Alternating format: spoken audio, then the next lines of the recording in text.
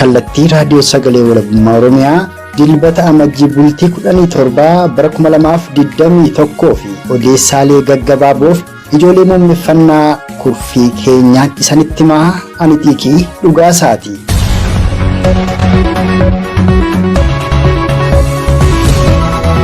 Duguugginsi sanyii qindaawaan dorgomaa hin qabne kan hidhattoota mootummaa kunuunfataa Impaayera Itiyoophiyaa yeroo ammaatti Koloneel Abiyyiin durfamuun Oromoo irratti gaggeeffamu torbee kanas akkaan jabaachuun godinaa Wallagga Lixaa, Hona Boojjii, Birmajii fi Ona Ganjii akkasumas onoota godinaa Wallagga Ba'aa kanneen akka Hona Gudayyaa Biilaa, Hona Eebantuu, Hona Aroolimmuu fi kanneen biroo danuu keessatti jabaatee itti fufuun wal qabatee jimaata eengaddaa amajjii bultii 15 bara 2021tti loltoonni mootummaa nafxanyaa takkaa'u bilisiginnaa godinaa Wallagga Ba'aa Hona Gudayyaa Biilaa seenuun qe'ee maanguddoo Oromoo obbo Bashii Bokkee jedhamutti goruun shanee ni nyaachifta nuufis nyaata fidi jechuun doorsisanii erga irraa nyaatanii dhuganii booda maanguddoo Oromoo obbo Bashii Bokkee achuma godina Wallagga Ba'aa Hona Gudayyaa Biilaa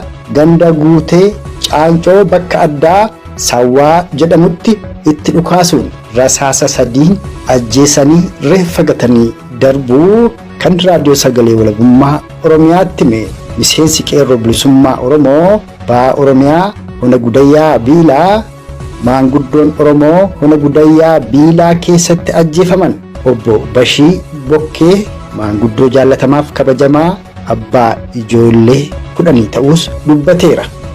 Bifuma wal fakkaatuun kamisa darbe amajjii bultii 13 bara 2021tti godinaa Wallagga Lixaa Hona Boojjii Birmajii magaalaa Biilaa keessaa barsiisonni mana barnootaa sadarkaa 2ffaa Madassee mana barnootaa Madassee sadarkaa lammeessoo keessaa hojii idilee isaanii osoo hojjetaa jiranii hidhattoota mootummaa nafxanyaa takkaa'u bilisiginnaan walitti qabamuun mana hidhaatti darbatamoo erga barsiiftota kana hidhanii kaasanii aga guyyaa har'aattis Oromoota Hona Boojjii Birmajii gidirsaa jiraatuu fi hawaasa Oromoo magaalaa fi gandeen Hona Boojjii Birmajii keessa jiraatan dirqisiisuun shanee sakatta'aa jechuun bosonatti bobbaasuun jaboo erga gidirsanii booda dargaggeessa Oromoo tokko ajjeesuu aga ammaattis Oromoonni Hona Boojjii Birmajii haala amtuu mudataa jiraatu kan hime ammoo miseensa qeerroo bilisummaa Oromoo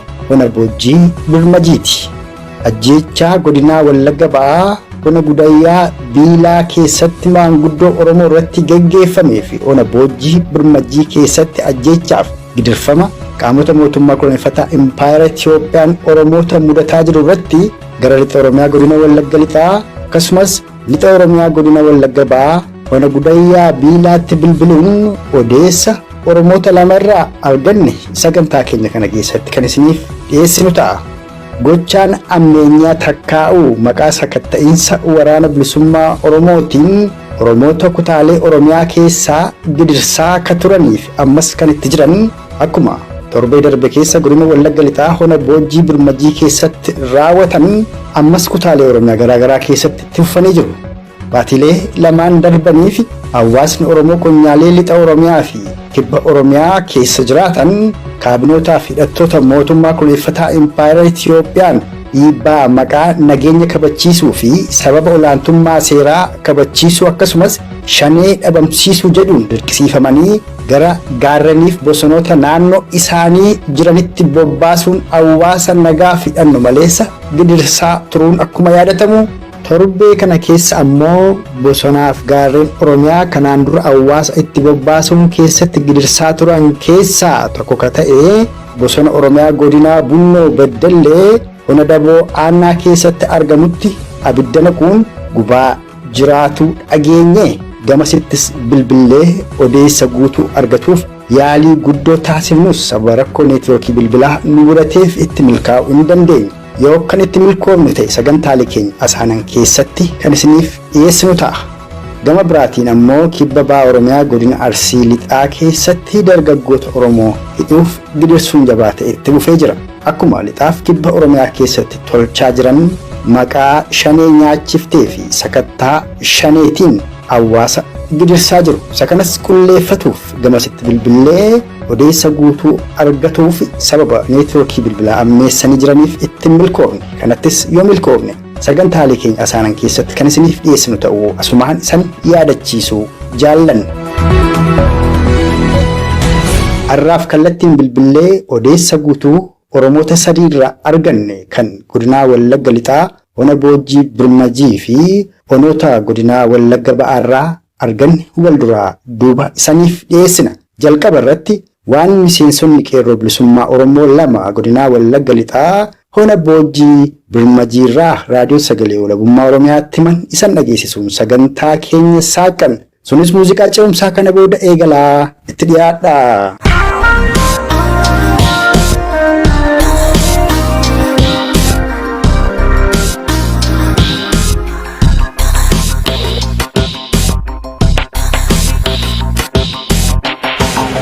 Guyyaanuma lamaan sadan kana godina Wallagga Lixaa Ona Boojjii Birmajii keessaa barsiiftota mana barumsaa sadarkaa 2ffaa Boojjii Birmajii madakseedha akka jirutti qabanii hidhuu magaalaa Biilaa dabalatee Ona Boojjii keessaa qotee bulaan illee osoo namni gidirsaa akka jirantu himama. Haaluma waliigalaa gara lixa Oromiyaa jiru kana waan quba qabdu akka uummata Oromoof ibsituufan si bilbilee mee maal keessa jiru Oromoonni konyaalee lixa Oromiyaa kun isa kana uummata Oromoof ibsi.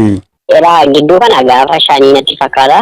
Hiriirri nagaa baamee ture humnaan nama gara fanii reebanii mana dhasanii. Orma mootummaa bilchiginnaa kanatti uummata baasaa? Eeyyee. Eessatti gaa kun eessatti ta'e? Godina Wallagga Lixaa Aanaa Boojjii Birmajiidha. Tole. Namoota hiriira sanatti hirmaatan immoo akka jirutti hidhaatti naqanii amma hidhaa keessa jiru jechuudha. Amma barsiiftonni mana barumsaa sadarkaa 2ffaa madakseedhaa kan Ona Boojjii Birmajii magaalaadhuma Boojjii yookaan immoo Biilaatti argamu sababuma sanaan hidhaman jechuu. Sababa kanaan lammaffaan immoo mootummaan bilchiginnaan mootummaa saamtuudha hattuudha. Hojjetaan mootummaarraa miindaa persentii 25 kutuudhaan namoota mallatteessanii akka kanatti miindaa dhawwatee daaraa jira. Miindaa kana maal ittiin goonaadhaaf kan isaan irraa muran? Sababni kanaan gabataa laagar kan jedhamutu jira yookaan maaddii biyyaa jedhaniiti kan isaanii kana godhaa jiran. Tole.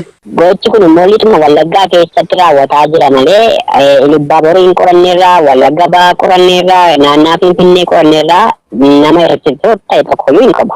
Maali gaamma gabataa laagariin kun eenyuun nyaachisuu fi eenyuuf galii ta'a maallaqni persentiin 25 hojjettoota mootummaa gara lixa Wallaggaa jiran irraa muramu kun? Kuni uummata Oromoo dhugaa qabu kaampanii irraa immoo birrii nyaatanii ittiin umurii isaanii dheereffachuuf amma walumaa gala birrii dhabaniif baajata hin qabanii baajata isaanii waraanatu fixe.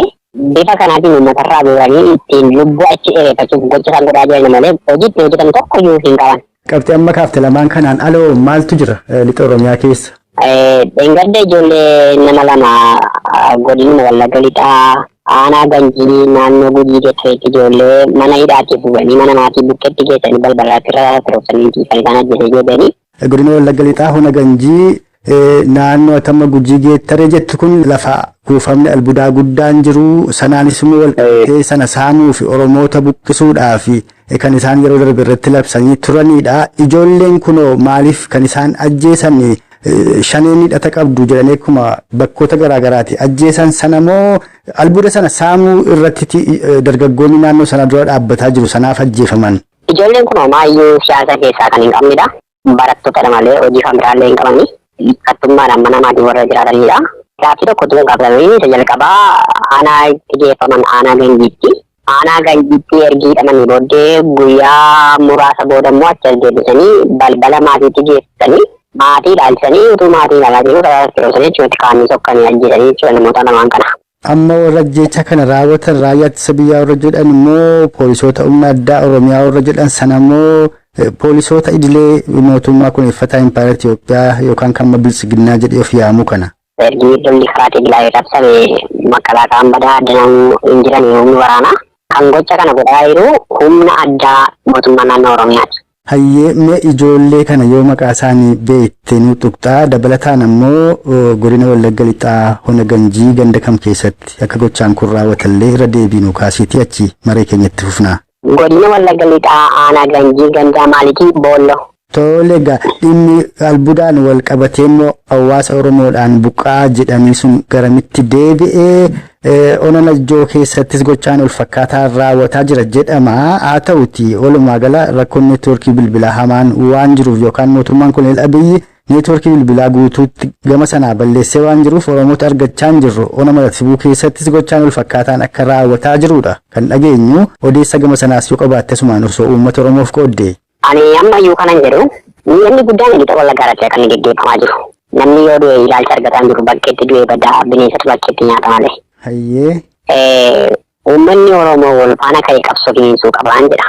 Tole garaagaraatti uummanni Oromoo waliin ka'ee qabsoo finiinseeraa ta'utti galma qabsoo bilisummaa Oromoo yaadameef sana ga'a yeroo jedhamutti hayyoota Oromoo irra jedhaman xiinxaltoota irra jedhaman hooggantoota jaarmiyaalee siyaasaa Oromoo garaagaraan waan sun gufatee yeroo itti aarsaan sun bilaashatee mootummaan nafxanyaa aangootti deebi'aas ga'etu jira. Isa kanaaf galma qabsoo bilisummaa Oromoo beekuuf ol beeksisuuf ol yaadachiisuun gaariidha. Isin maaliif araarsaa baasaa jirtu? Impaayera Itoophiyaa Dimookiraatessuudha moo galmi qabsoo bilisummaa Oromoo walabummaa Oromiyaa bilisummaa Oromoof mootummaa birmadoo Oromoof Oromiyaa dhaabbatuudhaaf kan qabsaa jirtan atis kan itti hawaasa Oromoo qabsoof yaamaa jirtu isa kamiif? Barri karaa nagaa qabsaan karaa dimookiraatawaa waan jedhamu inni kan Jawaar Mohaammed fa'aa darbeera. Qabsoon kana booddee uummata Oromoo baasuuf dhugaan jiru tokko lafa kan jiru karaa lola meeshaadha. Uummanni Oromoo waliigalee waraana bilisummaa Oromoo jabeeffachuu gargaaruu bukkee dhaabachuu karaa itti agarsiisuu eeruudhaa jechuudha.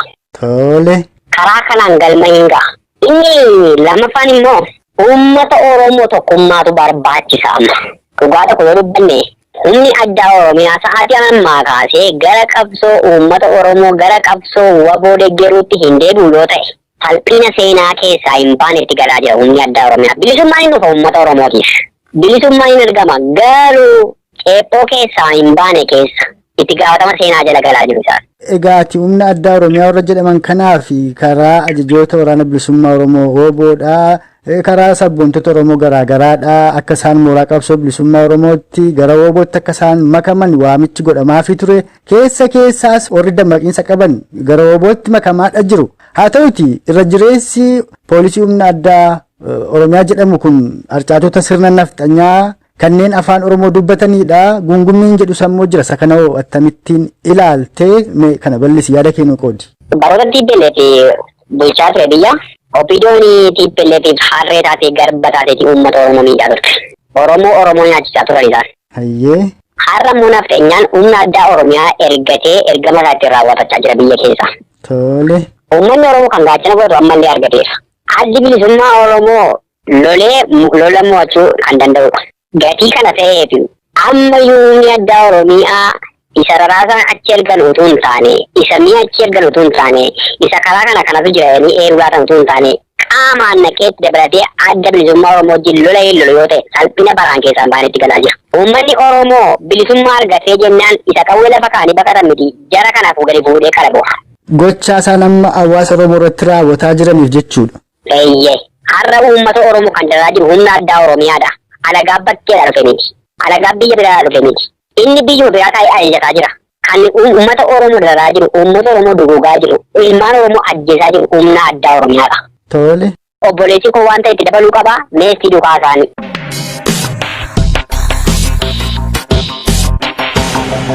Gammaa haalli adeemsifamaa jiru karaa sirnaa amma jiru kanaatiin jibbaata isa dhumaarra jiru sana.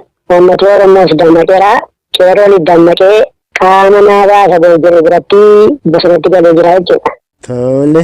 Nama fakkeenya yoo fudhannee humnaan dhaqanii abbaadhaanii hiriira nagaa bahiitii shanii arrabsii shanii abaarii shanii irratti qabsaa jiru. Ilmi isaa immoo ijoolleen lama yookiin sadii bosona jiru jechuudha qabsaa jira. Abbaanis sababa isaan sodaatoo fi yoo isaan dhaquu didan waraanee rukutee jechuudha. Meeshaa qabuun meeshaa baatanii deemuun namni isaan hin deeggarre kamiyyuu meeshaadhaan rukutanii akka inni duudha. Kanaafuu namni sodaadhaafitii agarree abbootii isaan bira deema malee inni kaanii bakka uummati hundumtuu dammaqee irratti qabsaa jira jechuudha yeroo kana. Amma sasaanii godina Wallagga Lixaa hona Boojjii Dilmajii keessatti konyaa Qellem Wallaggaa honoota danuu keessatti Oromoota yeroo isaan gadi ba'aa jedhan sodaadhuma sanaaf malee wooboo waliin lafa jala quba wal qaba. Hawaasni wooboo dhugaatti barbaadu osoo hin taane ajjeefamuu baqaaf qofa gadi ba'ee ol deebi'a. Hawaasni Oromoo lixa Oromiyaadha kan itti jettu. Hawaasi hundumtuu jira. Ilma isaa ergatee bosona keessaa qabaa jiru. Kan inni sodaatu waraanni mootummaa kun na ajjeesa kan jedhu qofaa ifitti gadi ba'eeti walgahii kan jedhamu walgahii dhaqa. Yeroo inni hiriira ba'u jedhu toora galee yaarraa kan hafe qaamni dhaadatu jechuudha. Qaamni dhaadannoo dhaggeessisu qaama milishaa jedhamee warra bitamee jiru sanadha. Karaa sanarra kan jiru laa'inii mootummaan irra jiru milishaadhaa fi qaama humna hidhatee jiru warra kaadinee warra jedhaman irraa kan hafe hawaasni guutummaatti mootummaa jibbeera. Mootummaa biraa galeera. Hawaasni hojjetaan mootummaa daldalaan akka jirutti abaa wajjin jira jechuudha. Abaa mana isaa jala jira, mana isaa keessa jira, caakka isaa bosona isaa keessa jira. Akka abaa'uun hin miidhamne kan godhu abaa'uudhaaf kafana ta'ee kan dabarsaa jiru, kan baay'isaa jiru, kan horsiisaa jiru uummata Oromooti jechuudha. Amma bosona kana keessa yoo galliqanii abaa'uu malee nama biraan agartan. Qaamonni mootummaa kun eeffataa Impaayera Itoophiyaa kun poolisa humna addaa Oromiyaa jedhanis idilees haa ta'u raayyaas haa ta'u maaliifiti abaa'oo yookaan wooboo bosona seenanii ati amma achi keessa jiran argamaa guutee jiraa jettu kana dhaqanii barbaaduu dhiisanii hawaasa dararu sitti fakkaata. Isaanii wooboo dhiisanii kan isaanii hawaasa dararanii fi uummatni akka inni wooboo jibbuun malee wanti biraan jiru. Akka inni wooboo balaaleffatee wooboo akka inni qallamne akka inni wooboo hin gargaarre akka uummati isa jibbuudhaan malee gadi lindaan isaanii wooboo danda'anii rukutuu hin danda'ani. Viidiyoo adda addaa yoo ilaaltanii baay'ee isaanii boojjaa jiru woboon. Amma har'aatti waraana mootummaa du'u malee woboodha du'u argitee hin beeknu. Garuu kan isaan ajjeenne woboo ajjeenne jedhanii qeerroodha qaama hin dandeenye uummata ajjeesaa jiru. Leenjiirumatti woboo rukutan hin qaban isaan. Kanaaf isaanii ofii isaaniitiin lubbuu isaanii ho'isuudhaaf akka uummati isaan jibbuu fi fakkeenyaaf woboon addanatti mul'ate yoo ta'e woboon addanatti isaan rukuteera yoo ta'e isaanii kan inni rukutu uummata nagaa rukutanii deemu malee jara rukutuu hin danda'an. Akka kanatti kan isaan uummata dararan uummataaf jara wal jibbisiisuudhaaf.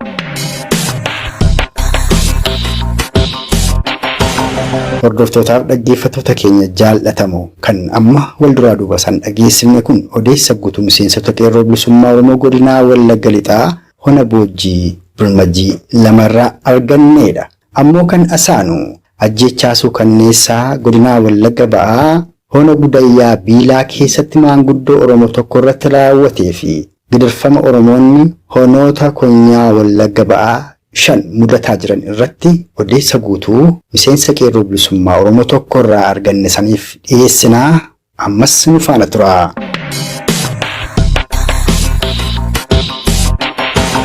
Honoota godina Wallagga Ba'aa kanneen akka Eebantuufaa, Haroolimuu olumaa gala akkuma jirutti honoota godina Wallagga Ba'aa hedduu keessatti Oromoonni hidhamaa jiru, ajjeefamaa jiru jedhu. Sanbata duraa kana ammoo humni waraanaa guddaan gara hona Eebantuutti fe'amaa akka jirudha kan himamu. Kanan sirraa odeeffachuudhaaf jedhee mee maal keessa jirtu Oromoonni hona Eebantuuf naannoo sanii? Godina Wallagga Ba'aa hona Eebantuu Haroolimuu giddaa ayyaanaa dabalatee rakkina hamaa keessa jirra. Rakkina mana jedhame keessa jirra. Rakkinni keenya kun immoo rakkina biraa osoo hin taane rakkinuma Oromummaa ta'uu yookaan immoo sababa Oromoo taanee fi rakkina nurra gahamaa jirudha. Tole. Rakkina nuun qabnu kun baay'ee nama dhibaa nama gaddisiisaa.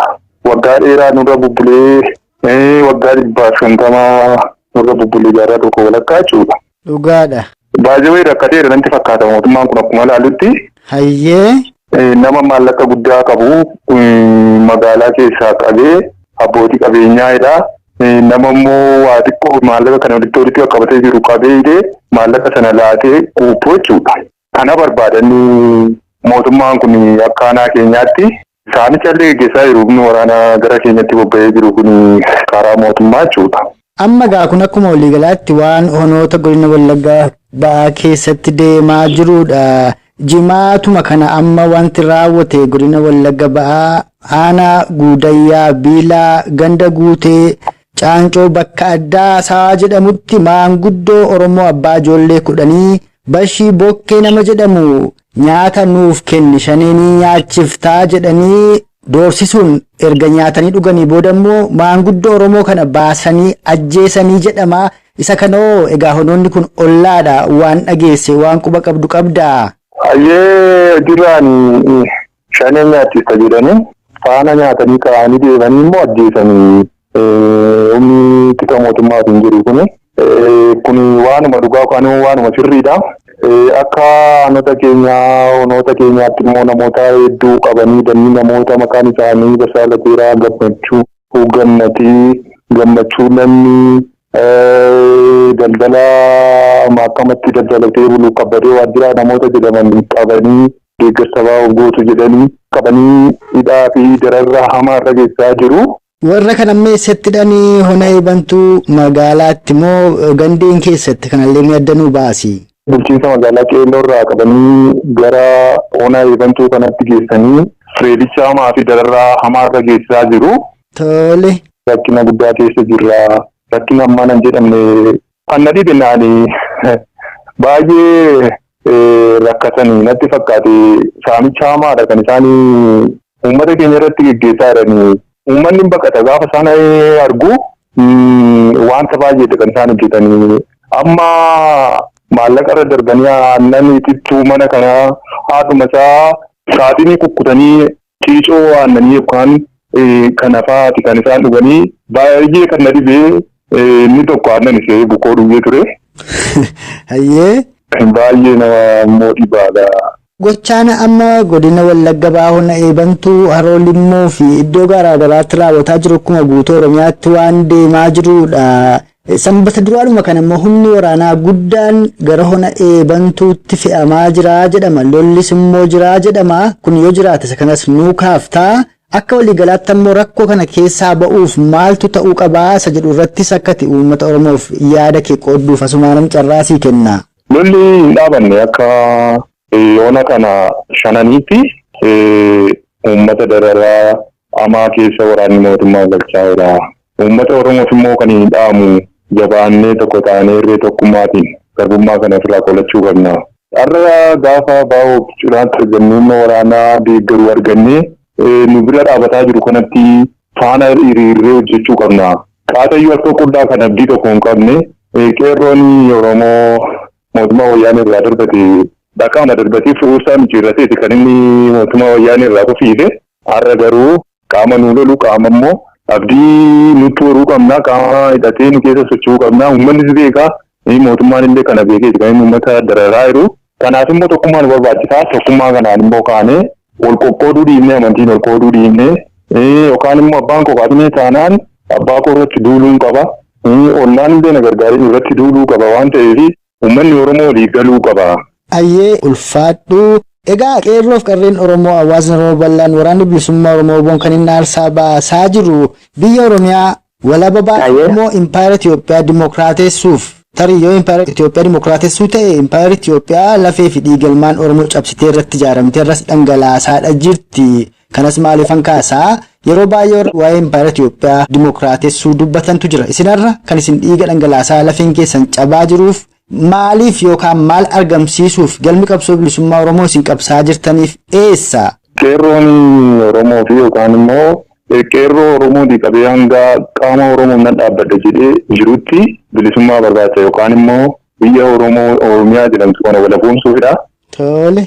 Kanaaf immoo lubbuullee itti wareegamaa jirra. Kaleessa ollaa koo yookaan qeerroo yookaan immoo abbaa koo yookaan haadha koo yookaan obboleettii koo inni wareegee boorimmoo ana wareega waan ta'eef ofirraa hin qoladha jedhee biyya Oromiyaa kanaaf dandeettiin qabuu fi humna qabuun hojjechaa hin jira. Hayyee. Oromiyaa walaboomsuuf hojjetaa irraa. Kanaaf immoo qaamni hundumtuu walii galuu immoo qaba. Oromiyaa walaboomsuuf ikkoo waan baay'ee nu barbaachisa. Tokkummaan nu barbaachisa. Wanta hundumtuu nu barbaachisa. Biyya lagaan saamamne kana baay'ee nu aarseera jechuun nurras tuttureera. Baachuu dadhabneera. Saggoo baay'ee gannu qabanii cabneerra afaan keenya dubbannee aadaa keenya illee akka ibsan amma jibbamuutti baay'ee Finfinnee keessa gaafa nuti askii keessa teenyee afaan Oromoo dubbannu hundumatuu galagalee nu ilaala. Kan ammoo afaan keenya qaaniin qabu ture immoo yookaan garbummaa kan nutti fe'ee mootummoota darbanii sirna darbee sirna kan ammoo ofirraa kuffiisuu fi qabsaa'uu qabna.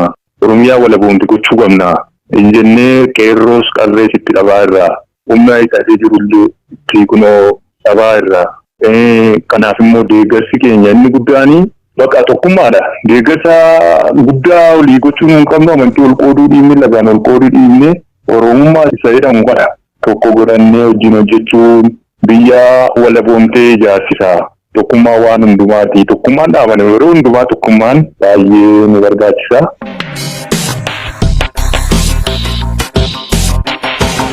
Kan ammamaa isarratti san dhageessifne ajjeechaa gidirfamaa fi akkasumas saamicha qabeenyaadha. Loltoota poolisootaaf milishoota mootummaa kunuunfataa Impaayera Itiyoophiyaan Oromoota godinaa Wallagga ba'aa hona Gudayyaa Biilaaf honoota Konyaa